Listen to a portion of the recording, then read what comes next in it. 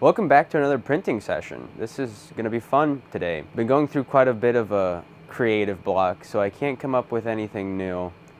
I keep coming up with stuff I hate, that just happens. Just got to power through it, keep making stuff, and come back to them later once I feel better about them, and maybe they'll be better than I thought it was. But for right now, we have a mission today. My younger sister messaged me a couple days ago and she said she wanted one of the Never Enough hoodies, the black one. And I know I said that these were gonna be done on December 1st, but she wants one and I'm gonna pull out the screen again. This one is the white screen. Since I'm gonna pull out the screen to print just one, it's a waste of time to do all of this setup just to print one. So I'm gonna be printing one of each size. I'm gonna print a small, 2 mediums because that's the size that she's looking for, a large, and an XL. The last one I had sold today, which now I just have to figure out how to get the other ones to move. It's pretty cool. Well, that's a lot of fucking rambling for me. I sound stupid, and this is probably feeling like a waste of time at this point, but there it is. Let's print it. I'm gonna get some chemicals because there's a little bit of clogging going on. I'm gonna put some screen wash. I'm gonna spray some screen wash on it, and then I'll just rub it down with a paper towel, and I'll rub it down with a towel, and it should be good to go in a few minutes.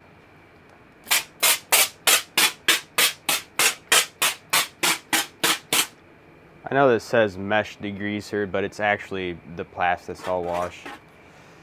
And I don't think that was a good idea because now there's plastisol wash everywhere. I should have probably done this outside. But let's get this part done. I have this old test t-shirt. I taught somebody how to screen print with this test t-shirt. It got a couple of things on it. It says "Got it." And here's another one, and it has some embroidery on it, and it's just a test t-shirt.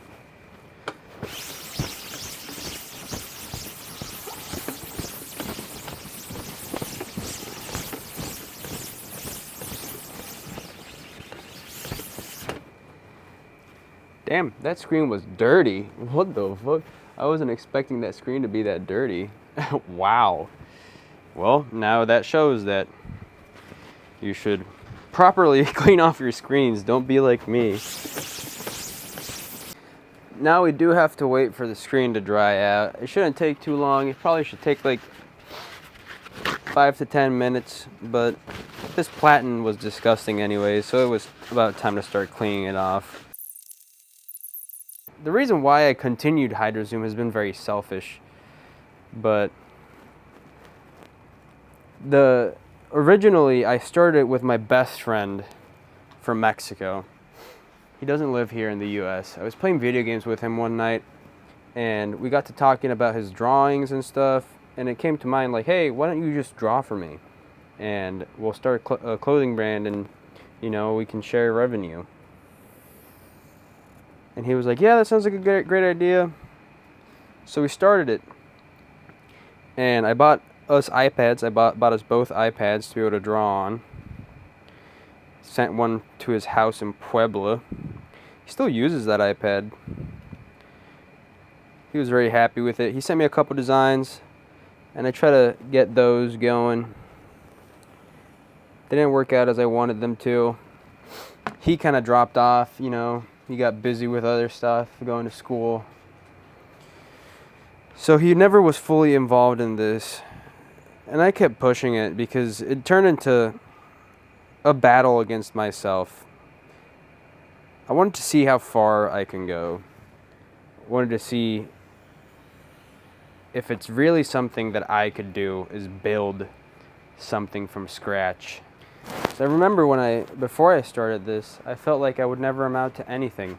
I felt like I was supposed to just stay stuck in a cubicle for my whole life, fighting to make ends meet, So I've been by myself on this whole journey. I do everything. I do all the posts, I do all the shipping, I do all the printing, I do all the designing now.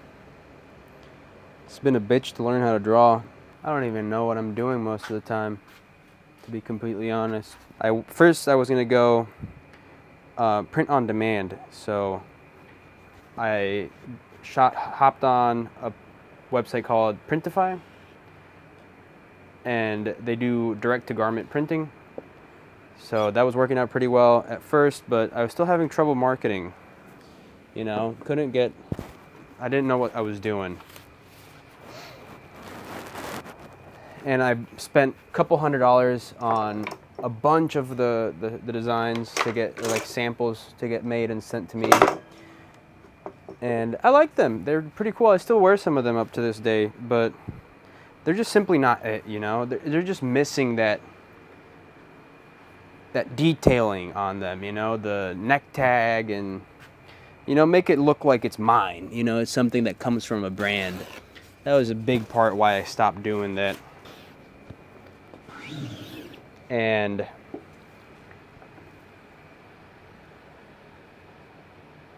okay, that came out pretty good. Well, I was saying, after that, I decided, since the print on demand wasn't working out for me how I wanted to, I decided to go to China, the China manufacturer route. So I reached out to a bunch of manufacturers on Alibaba, and the turnaround time was insane. The turnaround time was really terrible. So, like, it would be like I'd message them in the morning when I woke up after I saw it, and they wouldn't get back to me until like the middle of the night the next day. So I got upset at it, and I got a couple samples. They turned out like garbage, you know. They must have used a heat transfer for them. The hoodies were nice, the actual hoodies were nice, but the designs came out kind of meh. So that's when I decided, fuck this. I'm tired of trying to, like, putting the making of my product into somebody else's hands. And I learned how to do everything myself. I looked into how to do DTF transfers. I went with DTF Ninja at first, but it was too costly, you know. I did so much research into I did a lot of research into blanks and where to get them from and all that stuff. I spent so much money just trying to find a good blank I liked. And I finally settled on Original Favorites. That's where I get most of my stuff from. These hoodies are from Shockaware, though. I really like them too. I like their shirts too. They're very nice. But I learned how to do everything myself. I bought myself an embroidery machine. I got myself a heat press. I said, fuck this, fuck dealing with a manufacturer. I'm just gonna make them myself. I got into DTF transfers, and I just realized that they were too expensive for me, those DTF transfers, because you have to pay one oversized transfer cost me about $13 each, and it's like, that's before bulk pricing. I'm pretty sure if I got like 500 of them, it would have been like $8 each, but still, that's too much. That was too much. So I learned how to screen print, and that's what I've been doing ever since, just screen printing.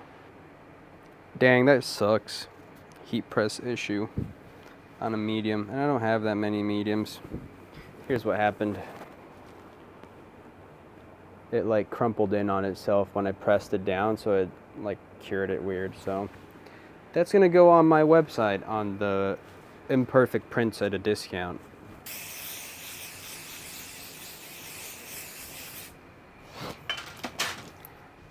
And I noticed too a little bit of fibrillation, so I'll just give it a second pass.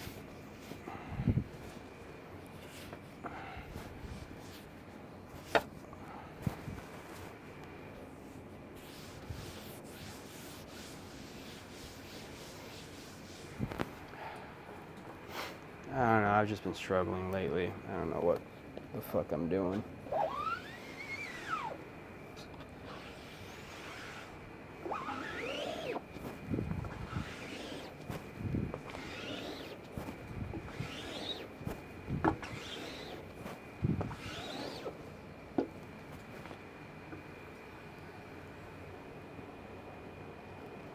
It's a solid print.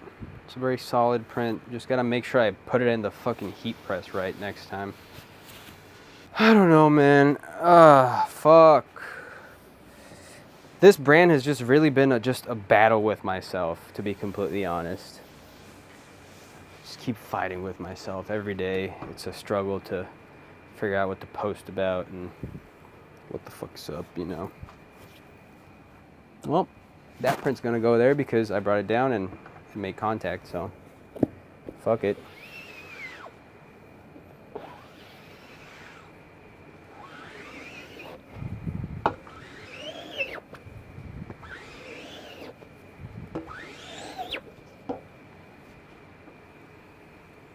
That came out pretty good.